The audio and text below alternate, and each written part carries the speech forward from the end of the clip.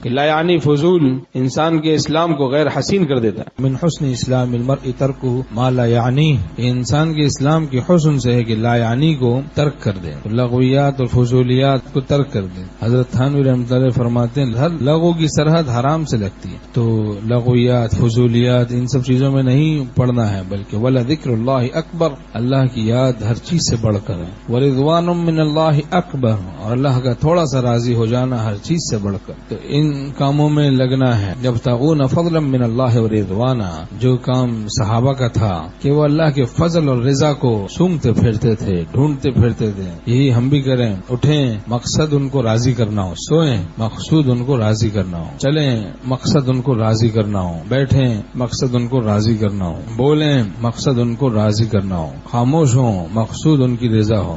اگر غفلت سے باز آیا جفا کی، تلافی کی بھی ظالم نے تو کیا کی. تو لہو لعب سے بچنا چاہیے. کوئی عادت پڑ جاتی ہے تو آدمی مسجد میں بیٹھا ہوا چٹائیاں کھینچتا رہتا ہے، اور بیچارہ کوئی بولتا بھی نہیں ہے. بولے بھائی کیا بولیں، لڑنا پڑا.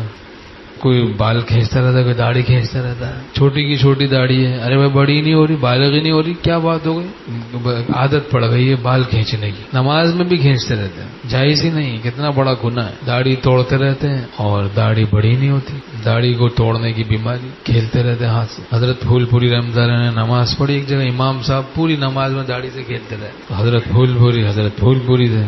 شیرانہ شان تھی، شیرانہ شان تھی. ڈرنا تو جانتے ہی نہ تھے. ہم لوگوں کا تو غصہ نفسانیت سے ہوتا ہے، ان کا للہیت سے ہوتا تھا. تو نماز کے بعد فرمایا بھائی نماز نہیں ہوئی لوگوں کی.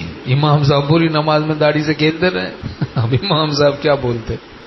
حقائق کا انکشاف ہو جائے تو لغویات اور فضولیات سے پاک صاف ہو جائے، معصیت سے نفرت ہو جائے، گناہوں سے نفرت ہو جائے. تعلق مع اللہ کے حصول کے بعد معصیت سے، گناہ سے نفرت ہو جائے. جو چیز بھی مانع ہوتی ہے، رکاوٹ ہوتی، حجاب ہوتی، ولی اللہ کا دل اس سے متنفر ہوتا جاتا ہے. اللہ اور بندے کے درمیان میں جو چیز بھی رکاوٹ ہوتی، حجاب ہوتی، مانع ہوتی ہے، تو اس سے اس کا دل نفرت کرتا ہے اور بچنا آسان ہو جاتا ہے.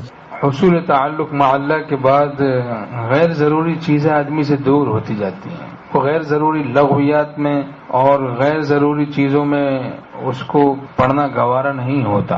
حضرت حکیم الامت تھانوی رحمۃ اللہ فرماتے ہیں کہ چونکہ اہل اللہ کو تھوڑی دیر بھی غیر اللہ کے ساتھ اشتغال گوارا نہیں، اہل اللہ کو تھوڑی دیر کو بھی غیر اللہ کے ساتھ اشتغال مشغولی گوارا نہیں. جبھی کبھی وہ جھنجھلاتے ہیں جب کوئی الٹا کام کرتا ہے، بد سلیقگی میں مبتلا ہوتا ہے، اور کوئی ایسا کام کرتا ہے جس سے ان کا دل ادھر مشغول کرنا پڑتا ہے، خدا سے ہٹانا پڑتا ہے، تو ان کو جھنجھلاہٹ ہوتی ہے. جذب کا اثر ہوتا ہے کہ طبیعت جھنجھلاتی ہے کہ بھئی بس چھوڑو ان سب باتوں کو، جھگڑوں کو، اپنے محبوب اور معشوق کی طرف متوجہ کرو. دل کو دل آرام کے داری دل دروبن دیگر چشمز ہما عالم فروبن. دل کا آرام اسی میں ہے کہ دل کو اس محبوب حقیقی کے ساتھ باندھ لو اور سارے عالم سے اپنی آنکھوں کو بند کر لو.